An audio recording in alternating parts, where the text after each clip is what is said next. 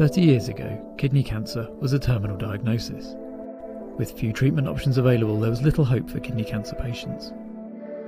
They had to face a limited future with no choices and only a small community for emotional support. But one patient, Eugene P. Schonfeld, dreamed of a different future.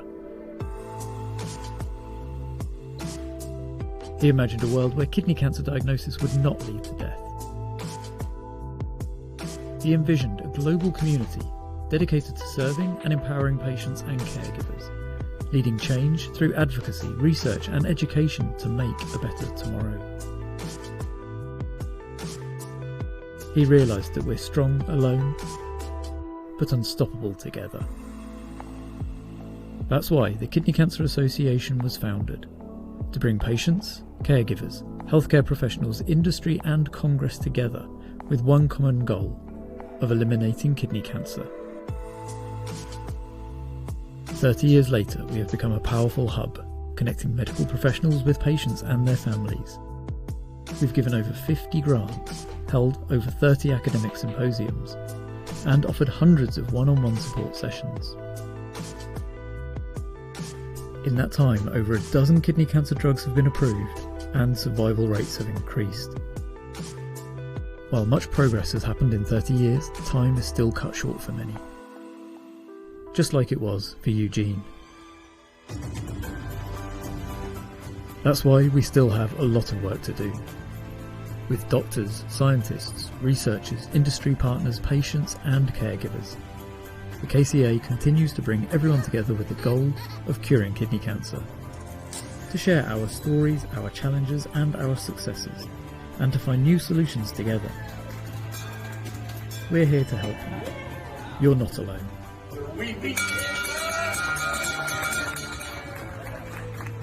Visit kidneycancer.org to learn how you can join the movement.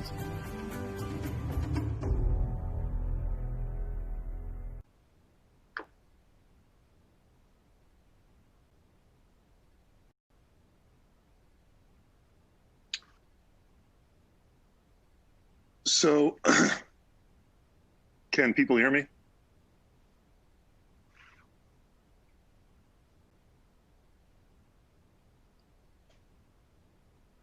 So, can you guys hear me? Yes. Okay. Loud and clear. We just showed you a special 30th anniversary video that hopefully was inspiring and encapsulates all the KCA has been and will continue to be. We're thrilled you're a part of it. It reminds us of what we're all here for. So before we get to our panel, I have 3 trivia questions to ask the audience and poll the audience for.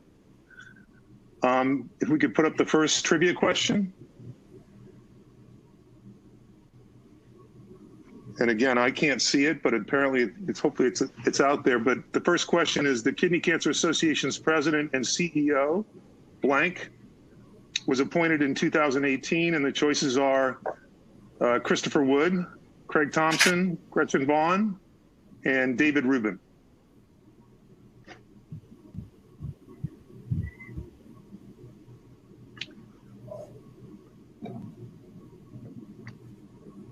And again, I can't see. Let's see how. All right, pretty much everyone got that it is Gretchen Vaughn. So we'll move on to the second question.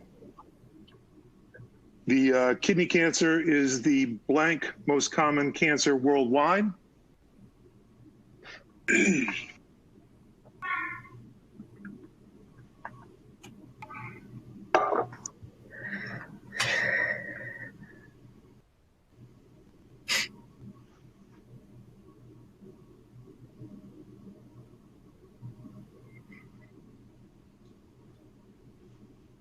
And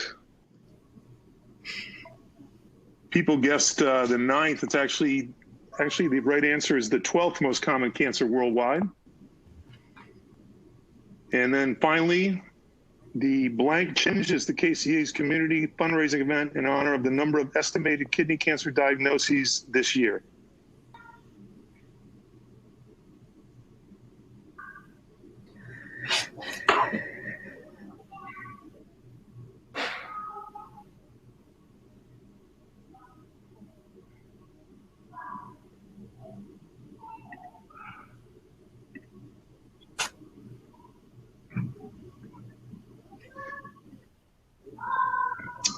It looks like the majority of people have it correct. It is, in fact, the 74K challenge that we did earlier this year.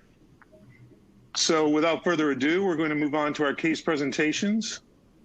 I have an esteemed panel of experts to work with me on trying to help these patients.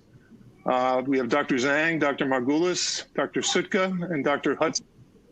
Many of you have, over the years, seen this type of tumor board. Again, I'm going to remind my panelists that they need to be brief because we have a lot of patients to help. They can tell us what they would do, but what we want to know is what they will do for a given patient, not what they could do. You can say you'd put a patient on a clinical trial if you actually have a clinical trial that's appropriate, but we also want to know what you would do in the absence of a clinical trial to really get some meaning out of each patient's management. And try not to talk over each other, and most of all, no babbling. So let's move on to our first case. This is a 65-year-old morbidly obese white female who presented with gross hematuria. She had a CT scan that shows a locally advanced tumor involving her right kidney, which I'll show you in a minute. She has no evidence of metastatic disease at the time of presentation. Her CT chest is negative. She's anemic, but her other labs are all within normal limits. And you can see that she has a locally advanced tumor involving her right kidney. You can see on the two different views. You can also see that she's got a fair amount of abdominal wall body fat, which is a typical Texas patient that comes to Dr. Wood. So Dr. Margulis, how would you manage this patient? So we do have a clinical trial. She would be offered a PROSPER clinical trial with, neoadjuvant and adjuvant nivolumab with surgery. Outside of the clinical trial, she will get a nephrectomy, probably in a minimally invasive fashion. So you do a laparoscopic nephrectomy if she wasn't eligible for the PROSPER trial? And just to clarify, for the PROSPER trial, she'd need to be biopsied first, yes or no? No, she will be randomized first. If she gets randomized to the nivolumab arm, she would get a biopsy. Otherwise, she goes to standard of care, which is surgery. Okay. Dr. Sutka, anything different? We also have PROSPER open, and that would be an option. I think the other thing to consider here is just her body habitus. So a minimally invasive laparoscopic nephrectomy would be feasible. I think, though, a lot of times a flank approach for patients who are more obese can be more expeditious. And so that would also be an option here. Okay. And I tend to agree with you. So we actually did a right radical nephrectomy through a flank approach. She actually had an unrecognized level 1 tumor thrombus at the time of surgery. And you can see her pathology there is T3B N0 M0 clear cell with 20% sarcomatoid and 70% rhabdoid features. All of her surgical margins were negative. So I will pass on to Dr. Hudson and Dr. Zhang. Any role for adjuvant therapy in this setting? And if so, what would you recommend? I'll take it. So outside of any clinical trials that are currently open, I would not offer adjuvant therapy currently. Sunitinib is approved, but we only give it for patients who are very young and want to avoid disease recurrence. For somebody who's 65, I would not recommend it. The sarcomatoid and rhabdoid features does put her at higher risk for recurrence. Tom, what do you think?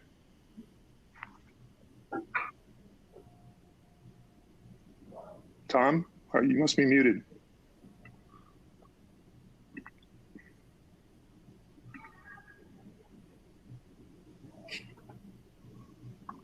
Tom, can you? All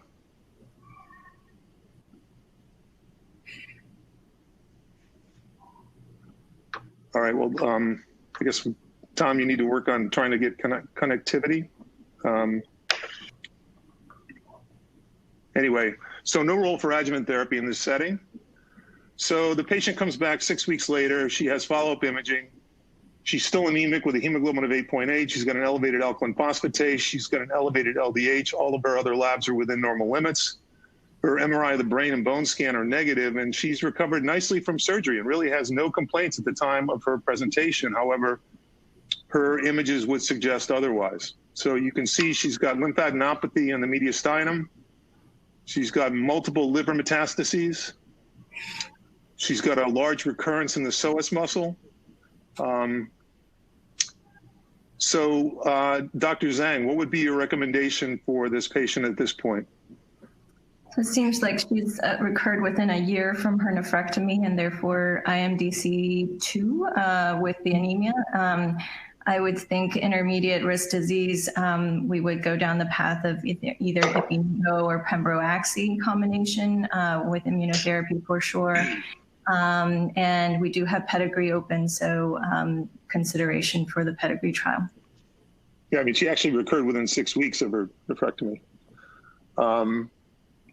Dr. Hudson, have you worked out your connectivity issues? Can you comment on this?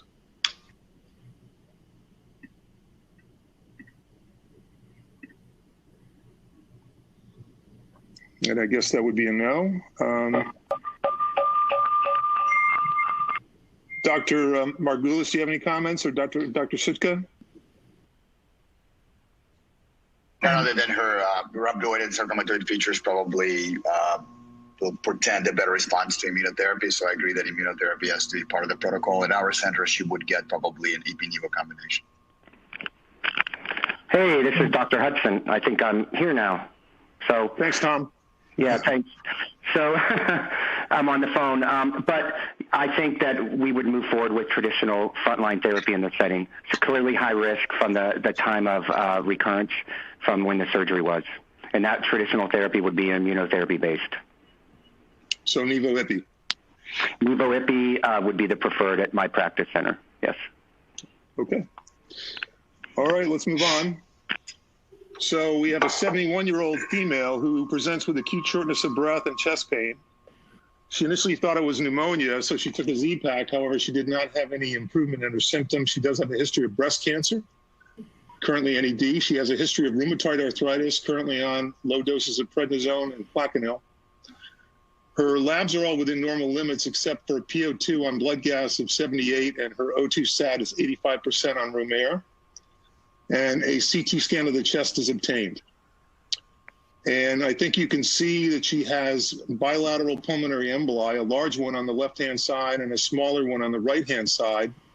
Quite frankly, she's lucky to be alive after such big pulmonary emboli. And you can also see that on the lower cuts of the CT scan of the chest, she has a locally advanced tumor involving her right kidney with a renal vein and IVC thrombus. She also has some tiny pulmonary nodules that are, at this stage, I would classify as indeterminate. So she was started on Lovenox and then came back home for further staging and imaging. She had a CT scan of the abdomen and subsequently an MRI of the abdomen. Her MRI of the brain and her bone scan were both negative. And so you can see she's got a locally advanced tumor involving her right kidney with an IVC thrombus that looks like it extends up into the right atrium. And that's shown further here on the MRI of the abdomen. Finally here, showing a tumor thrombus extending up into the right atrium. So to summarize this case, we have a 71-year-old female who had a very recent pulmonary embolus, large pulmonary embolus bilaterally, who has a locally advanced tumor involving her right kidney with an IVC thrombus that extends up into the right atrium, and bilateral pulmonary nodules that are suspicious but not diagnostic for metastatic disease. Dr. Sitka, what are your thoughts on this case? Well, this is obviously a high-risk case, especially with the pulmonary embolism. I think that while there is some data to suggest that one can potentially debulk a large tumor thrombus like this with systemic therapy in this setting, this is a potentially life-threatening situation. I think you have to consider getting together your tumor thrombus team, including likely cardiothoracic surgery, and prepare to go to the operating room for a radical nephrectomy, IVC thrombectomy. You're likely going to need to prepare for bypass given the level 4 extent of the tumor thrombus. And so you'll need to basically have kind of all hands on deck. And Dr. Zhang, any role for systemic therapy before surgery? No, I think the primary is the largest tumor mass here. So if our surgical colleagues think that it's removable, I would favor nephrectomy first. Dr. Hudson, do you agree?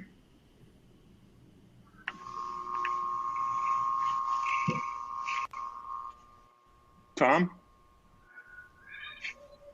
Okay, crickets.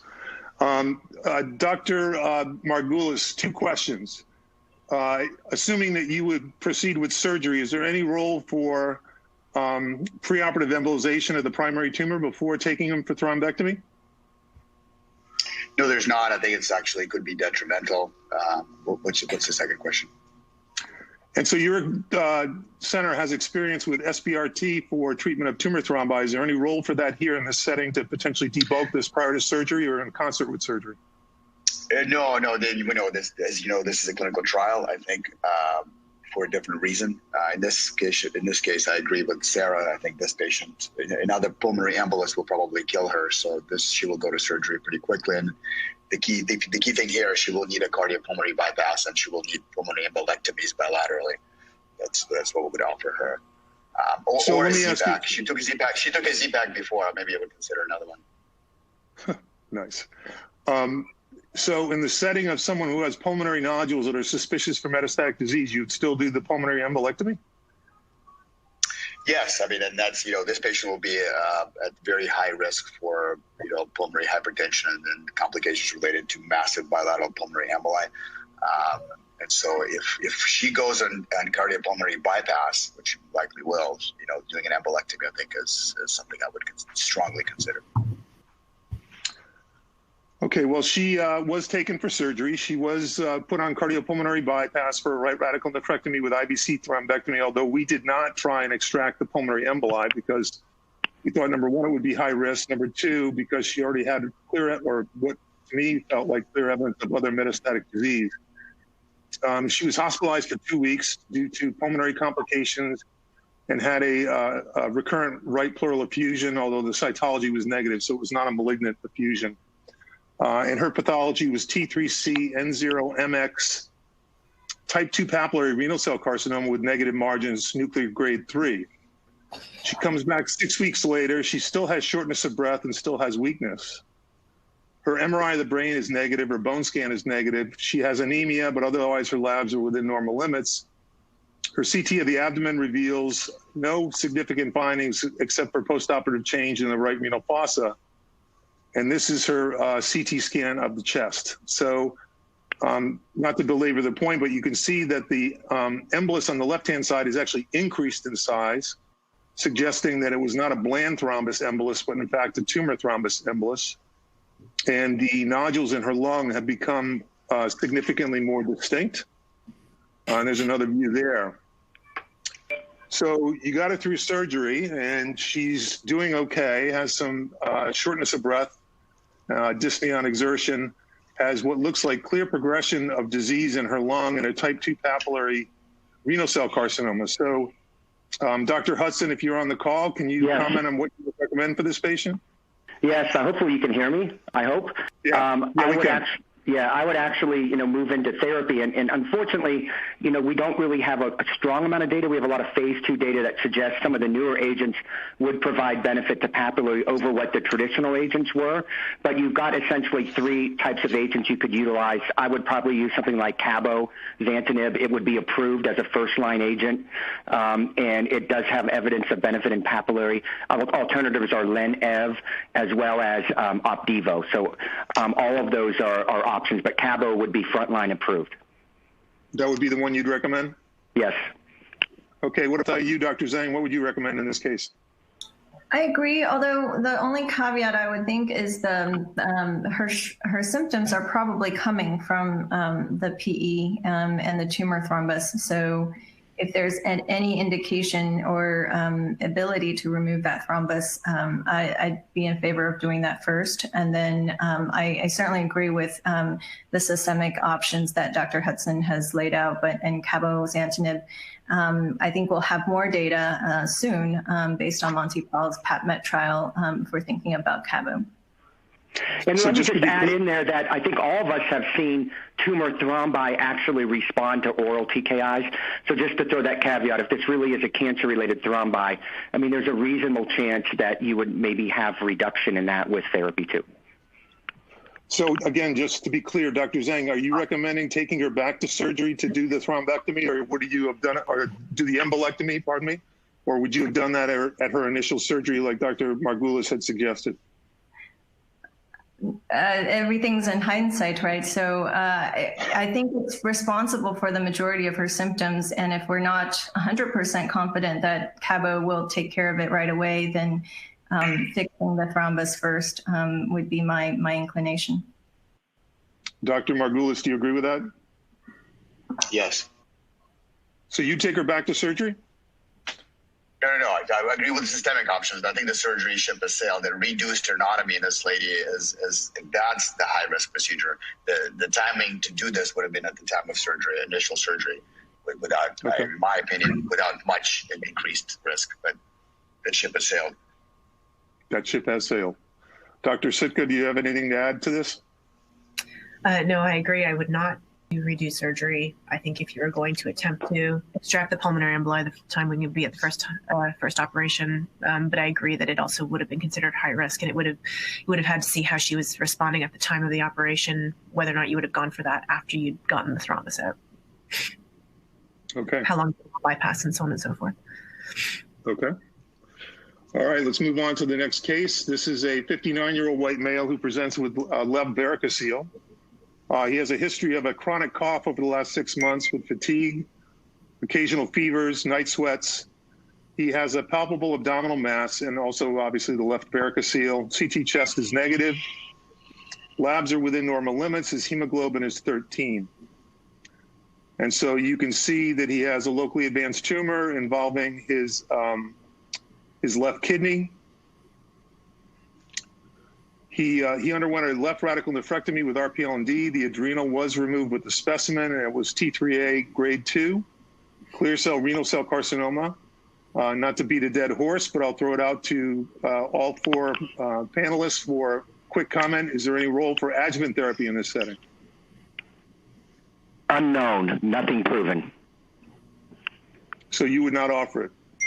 No. Outside of a clinical trial, no. And I'm not aware of a clinical trial enrolling right now. Dr. Margulis? I mean, I would discuss Sutent with this patient. It would not be my recommendation, but for mostly historical reasons, and this agent is approved, but would not be offered by me. Okay.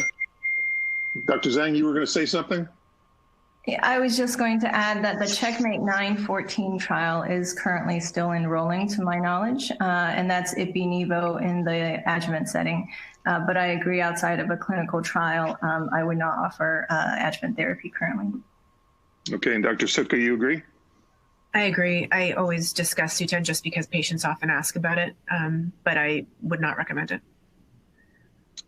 Okay, so the patient was observed with serial imaging, and he remained NED until he had the CT scan done 22 months after surgery.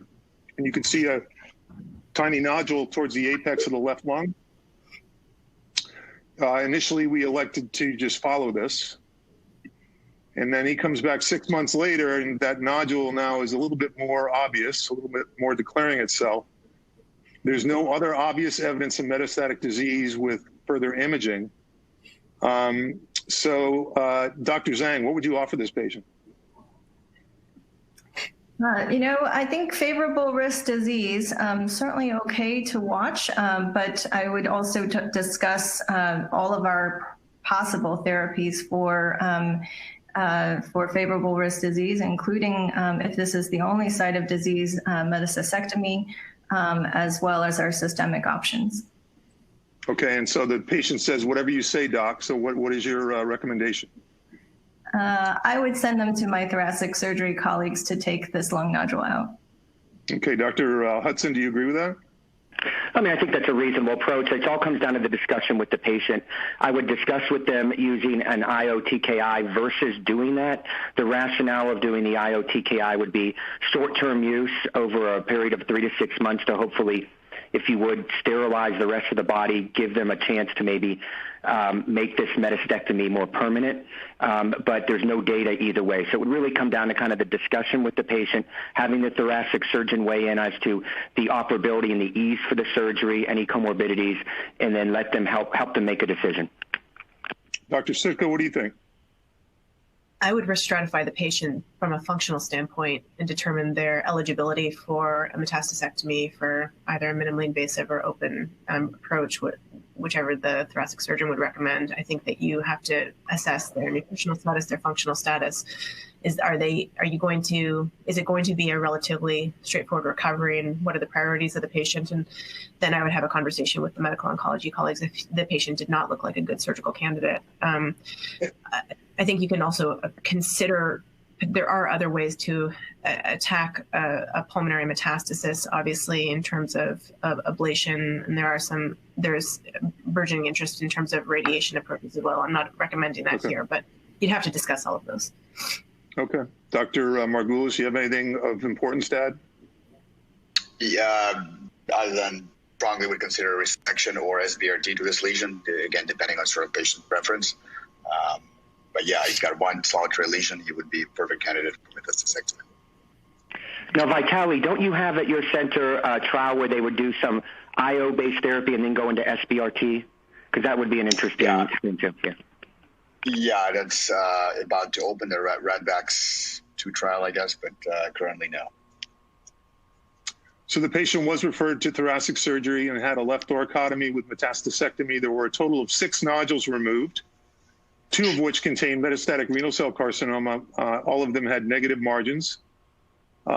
Is there any role for additional systemic therapy in this setting? I put to Dr. Zhang. If he's NED after surgery, then I would not suggest any other adjuvant therapy until disease recurrence. Dr. Hudson, you agree? Absolutely. Okay, so 8 months after the metastasectomy, you can see in the left lung field that another nodule has developed, and the decision again was made to just observe. And 11 months after metastasectomy, so almost a year after the metastasectomy, now the patient is developing, the nodule on the left side has grown bigger, and now you can see a small nodule at the base of the right lung. So basically bilateral pulmonary nodules. So Dr. Margulis, would you consider further metastasectomy, or what would you recommend to this patient?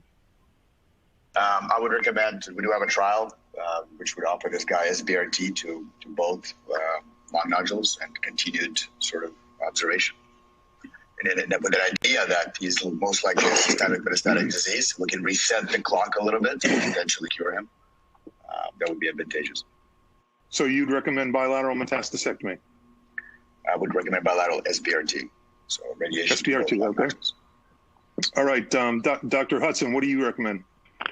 I would actually treat this gentleman. He's good risk, still limited disease. I would use IO-TKI therapy with a plan based upon response to that and prolonged stability, at least if there's residual disease, to entertain down the road possible surgical resection and then discontinuing all therapy.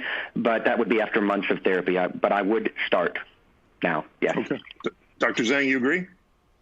I do agree about starting systemic therapy now, since we don't have a trial with SBRT. And you know, in favorable risk disease, I really approach it with the goal of the patient in mind. So if their goal is to get to a CR, I think our Ipi-Nivo combination still has the highest, 13% of complete responses in favorable risk disease. If their goal is disease control, and let's think about some more local therapies, maybe Pembro-Axi. And then if this is an older gentleman who really wants to minimize toxicities, our first line TKI options, sunitinib, pazopanib, are still options for favorable risk disease. And this is Tom again. The only thing I would just counter there is that, remember, the CR rate between Ipi-Nivo and the IO-TKIs, which continue to increase as we get more time in follow-up, is on the order of 3 or 4%. So it's not like, we're at the elections now. It's kind of like that. It's very minimal difference. And the clinical benefit rate is profound. So the clinical benefit rate of stable disease and tumor shrinkage with Ipi-Nivo is in the 65% range, and with an IO-TKI is 90%. So that really factors in. I want to be able to make sure at least the therapy is going to at least stabilize the cancer. Ipi-Nivo, there's a 40 to 50% chance she's going to have no benefit. And just to backtrack a minute, we do have a question from the audience, and I'm going to put this to Vitaly. Any thoughts on anticoagulation in the setting of a tumor thrombus in addition to systemic therapy? Do you anticoagulate your IBC thrombi before surgery? I do not, unless they have significant blend thrombus or pulmonary emboli. Otherwise, they go directly to surgery, and then we make the decision afterwards. They get prophylactic anticoagulation after surgery, unless we use a patch or there's significant blend thrombus that's left in, that we get therapeutic anticoagulation. Dr. Sutka, you agree, or do you have a different practice? No, I agree. I use anticoagulation in the setting of bland thrombus or pulmonary emboli, prophylactic only after tumor thrombectomy, unless there's residual tumor thrombus. And then, of course, if you've handled the cava, for example, if you've performed a caval resection or something and left the cava in discontinuity, then that's also sort of how you've handled the reconstruction, I think, informs what you do. Right, and implicit in that question was, do any of you use systemic therapy with TKIs, what have you, to try and cytoreduce thrombi before taking them into surgery? Is there any role for that? We have a trial that's ongoing with basically a TKI-IO combination. I would say anecdotally, responses are fantastic. So yes, I think there is a role, but you have to be careful. I mean, the case you shown before, this lady, I don't think was going to be able to tolerate that. I think she needed relatively urgent surgery. So outside of a clinical trial, no, they go to surgery. With the clinical trial, yes, we try to get these people on. Okay, and very, very, very, very briefly, Dr. Zhang, there's a question from the audience that the patient that we just presented with the solitary lung met, what was the logic of not offering TKI after seeing the first lung met, as opposed to, I guess, metastasectomy? Well, he's young and he's otherwise fit, and if he was, surgical candidate, I would think metastasectomy for a single lung nodule still has survival benefit until proven otherwise, and we don't have data otherwise. Okay, so let's move on. We now have a 71-year-old white male who presents with shortness of breath and fatigue. He's got a few medical comorbidities, as you can see, including hypertension, coronary artery disease, COPD, type 2 diabetes, type 3 or stage 3 CKD. He's got non-ischemic cardiomyopathy with an EF of 20%. He has a pacemaker defibrillator. CT chest, which I'll show you in a minute, shows bilateral effusions and pulmonary nodules. Bone scan and MRI of the brain are negative. LDH is elevated at 500. He's anemic. He's got some renal insufficiency, as you can see, and his performance status currently is 2. The quality of these images are not the greatest, but he couldn't get a CT because of his renal insufficiency. But you can basically see that he's got a locally advanced tumor involving his right kidney with evidence of bilateral pleural effusions.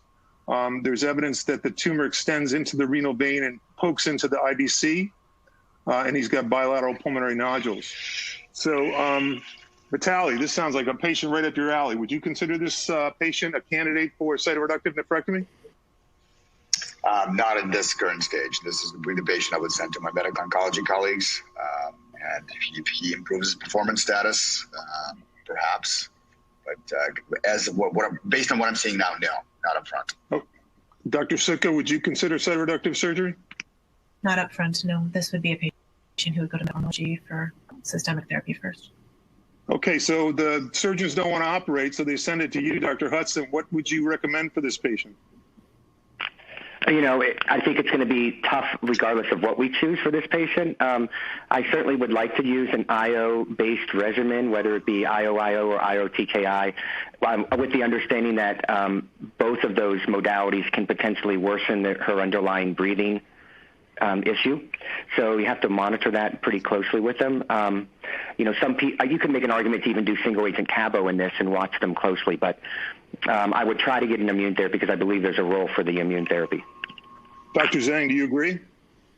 Yes, de novo metastatic disease, I would counsel them, though, that on any of our immunotherapy combinations with a de novo primary in place is hard to achieve a complete response. But with setting that expectation in place, then Ipi-Nivo or Pembro-Axi, avelumab-Axi all have roles here. and then thinking about their toxicities and managing, any pneumonitis quickly would be our strategy. Just a practical point, would you recommend getting a biopsy to determine histology before starting treatment, or that doesn't matter? I would, yes. I think, our drugs are not going to be approved without tissue-based pathologic diagnosis. So I would get a biopsy. I agree. Okay, so biopsy was performed. It showed clear cell renal cell carcinoma, grade 4 with rhabdoid features. Again, Tom, I'll go back to you. What would you recommend at this point? Well, it's really the same thing we talked about before. So we know the rhabdoid features and the sarcomatoid tend to do better with immune-based therapy, actually. So it's grade 4. I would still, be leaning that line. It wouldn't change my approach. Dr. Zhang, anything different? Fully agree. No difference. Okay. So the patient was treated with Nivo-Ipi. Remarkably, his cardiomyopathy resolved. He now has an EF of 60%. His renal function improved. He now has a creatinine of 1.5, and his performance status has also improved with a PS of 1. You can see he's had a fairly dramatic response in the primary tumor. He actually has a creatinine now that he can actually get a CT scan with contrast. And you can see he still has a persistent locally advanced tumor involving the right kidney. But his effusions have all gone away, as has his pulmonary nodules. So the really only site of disease is that right kidney. So in that setting, Dr. Sutka, what would you recommend? So I think he looks like he's improved his performance status. He's a good candidate at this point, I think, for a delayed cytoreductive nephrectomy. It looks like he still has maybe a level 0 versus level 1 tumor thrombus based on the prior images. So you're prepared to deal with that. I think you would evaluate for regional adenopathy and consider an RPLND if there's anything that you encounter during surgery. Obviously, but I think you would go at this point with the intention of attempting to rid him of all residual disease. Okay. Dr. Margulis, do you agree? Yes, he gets a nephrectomy and debulking nephrectomy, whatever else. Retrograde needs to be removed. Just out of curiosity, would you do it robotically, laparoscopically, or open? I would do it robotically. Really? Dr. Sutka, would you do it robotically? No, I do a midline incision because I think that my experience at least has been with the delayed cytoreductive nephrectomies especially after immunotherapy. I think you just have to be prepared for significant perirenal dysplasia. And in my hands, this is a safer operation open. And I would, especially if I'm going to be entertaining the idea of doing an RPLND. Okay, so the patient does undergo a salvage right radical nephrectomy with RPLND through an open incision. You can see that his pathology is T3A. Okay, so now that we have this guy who underwent his right radical nephrectomy, still has rhabdoid features in the primary, has no other evidence of metastatic disease. So Dr. Zhang, is there any role for continued systemic therapy with one of the immunotherapies, or would you just sit on your hands and observe this? I would currently sit on my hands and observe this. I think Dr. Rashampayan's probe trial in the SWOG cooperative group will help us answer this question, because that will be a de novo followed by deferred nephrectomy and then continued nivolumab maintenance. So I think that will help us answer this question. But currently, I don't think there's a role for adjuvant treatment here. Dr. Hudson, do you agree with that? Absolutely. So you would not offer any additional immunotherapy? That is correct, when there's no evidence of disease, correct. Okay, so at least according to my watch, it's 12:39 or 1:39 when we're supposed to quit at 1:40. Does anyone have any last comments that they can provide to the audience regarding the cases we presented today? Well, I'll just say that this is Tom Hudson. I'll just say that it seems like the take-home point is that it's discussion and involving the patient and making sure the patient's aware of the different options. And it sounds like everyone was fairly similar in pointing out that we need to discuss with the patient and make them active participants. Yeah, And I it's a lot agree. of multimodality. Sorry, it's a lot of multimodality, multidisciplinary care, and I appreciate being involved in conversations with our urologists all the time regarding difficult cases like these. Thanks. Yeah, I couldn't agree more. I think that the key principles here are assessing the patient as well and their fitness for the different therapies and what their priorities are. If it's tempting to be off therapy completely, so to go for the home run and then have a period off therapy, if we're trying to take a more sort of salvage approach. But I also think that none of these decisions are made in a vacuum, and even in the setting of advanced disease, I certainly involve my medical oncology colleagues and make sure that we all have a consensus going forward. I think it also helps the patient to hear that kind of team-based thinking, and it helps them feel more confident in their decision making, which is also important. So I'd like to thank my panelists. You guys did a great job. I hope I wasn't too hard on you. You really provided very cogent comments for all of these patients' management to their better. Thank you to the audience for your attention, and let's finish the rest of this meeting. Talk to you guys later. Thank you. Thank you. Thank you.